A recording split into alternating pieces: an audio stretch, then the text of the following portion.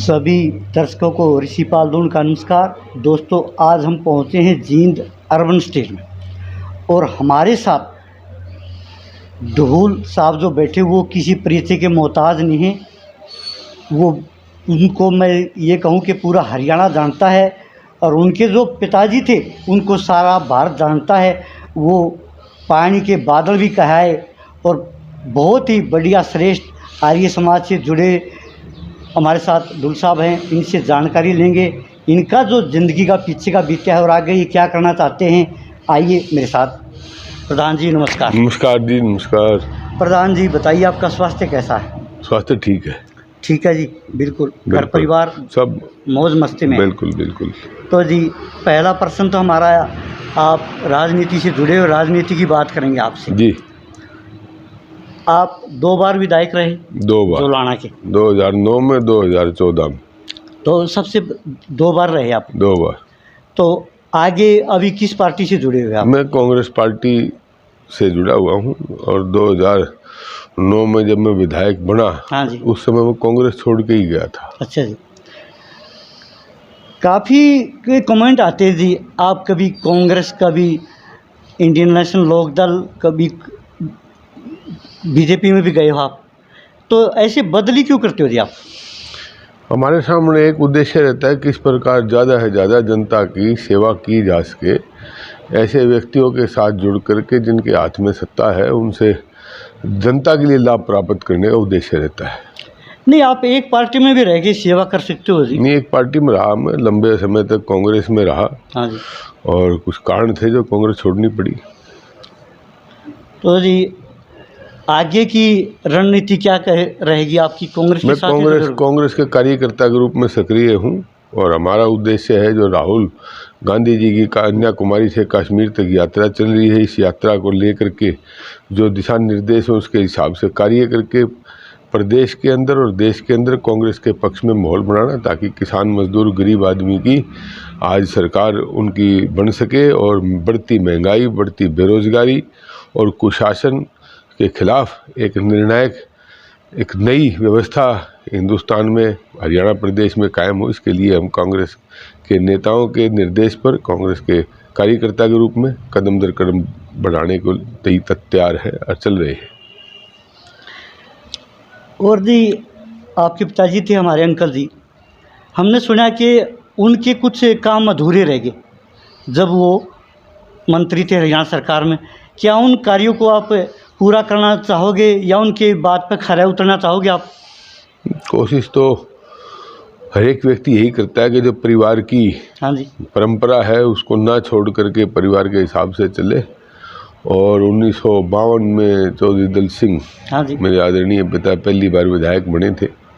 वो पेप्सू में रहे, वो पंजाब में रहे, वो हरियाणा में रहे और 77 तक रहे और उसके बाद 2 बार मैं भी रहा। हाँ जी। तो हमारे पास 70 साल का 71वां साल चल चुका। आज इतिहास है कि हमने जनता के लिए किसी भी प्रकार से कोई ऐसा कार्य नहीं किया जिससे हमको नीचा देखना पड़े या नज़र छुपानी पड़े, चाहे बेईमानी हो, ठगी हो, किसी को झूठा आश्वासन दिया हो, जात पात की लड़ाई लड़ी हो।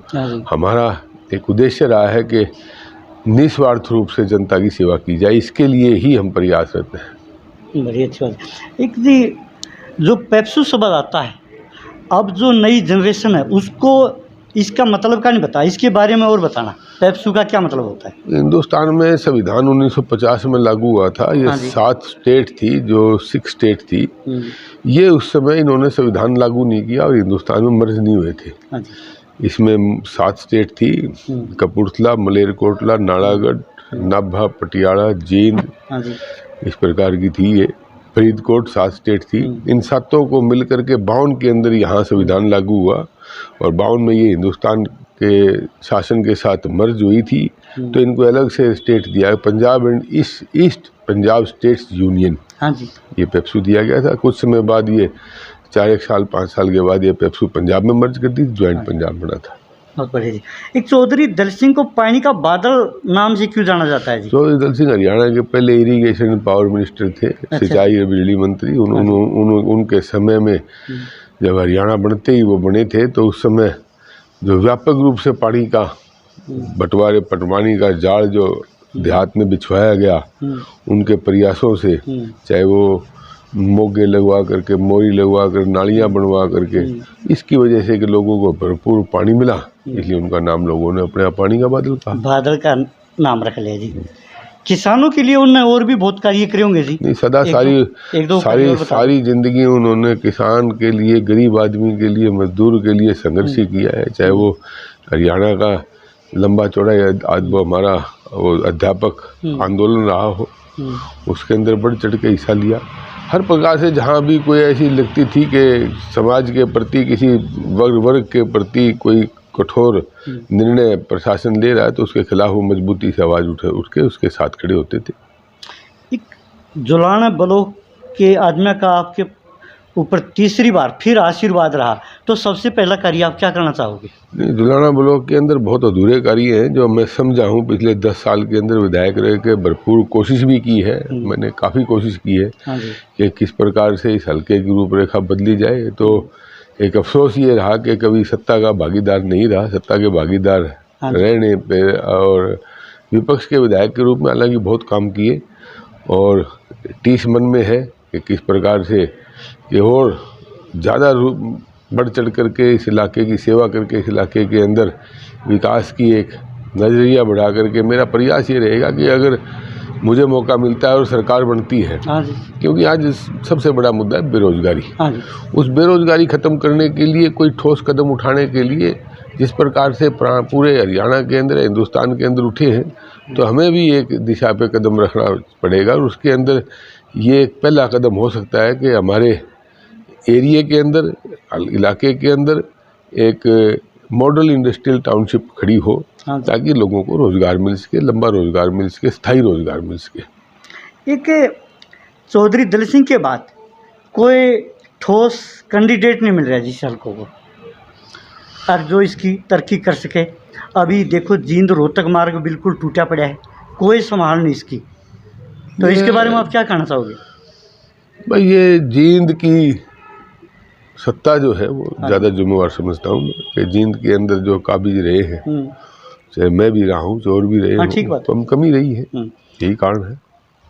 जींद और रोहतक के बीच में नो कहीं कोई मजबूत जिस दिन आदमी बन गया ना, उसी दिन इस बीच के एरिया की तरक्की हो जाएगी। आदमी मजबूत नहीं, आदमी मजबूत को जनता बनाती है, जनता बनाती है। जनता जिसको चाहे उसको मजबूत बना सकती है, जनता जिसको चाहे उखाड़ सकती है। एक जुलाने की मेन समस्या है जी, जो जुलाना सियासी मार्ग है रेलवे ब्रिज की, कम से कम वहाँ पौन घंटे जाम लगा रहता है, एम्बुलेंस भी वहाँ खड़ी रहती है, बस भी खड़ी रहती है, तो इसके ऊपर भी आपने कोई रूपरेखा बनाई है कि भाई भगवान ने चाहा तो आशीर्वाद दिया तो बनाई पड़ोकी जी बनाई, क्योंकि इसका स्थायी समाधान होना चाहिए। ये बड़ी एक दिक्कत, बड़ी कहानी हमारे साथ भी रोज़ पेश आती है। हाँ जी, 2-2 घंटे खड़ा रहना पड़ता है, ये बड़ी समस्या है, इसका समाधान होना चाहिए। तो और मुझे मौका मिला तो मैं ज़रूर करवाऊँगा। जरूर जी। आखिरी प्रश्न रहेगा प्रधान जी, आप क्या कहना चाहोगे अपने वोटरों को? नहीं, वोटर नहीं, मैं तो अभी जनता से ये कहना चाहूँगा कि बहुत देख लिया और बहुत भुगत चुके। आने वाले समय के अंदर चौधरी भूपेंद्र सिंह हुड्डा के नेतृत्व में और एक सरकार बनाने के लिए ठोस कदम उठा करके, आपसी मतभेद भुला करके, एक तरफा माहौल बना करके इस दो मुहा गठबंधन को हरियाणा से चलता करने के लिए संकल्प लेकर कदम उठाएं, क्योंकि हरियाणा की भलाई इनके जाने में है और कांग्रेस के आने में है। ये थे हमारे साथ परमेंद्र दुल साहब। बने रहिए टोरादून के साथ। नमस्कार जी। नमस्कार। वंदे मातरम। वंदे मातरम।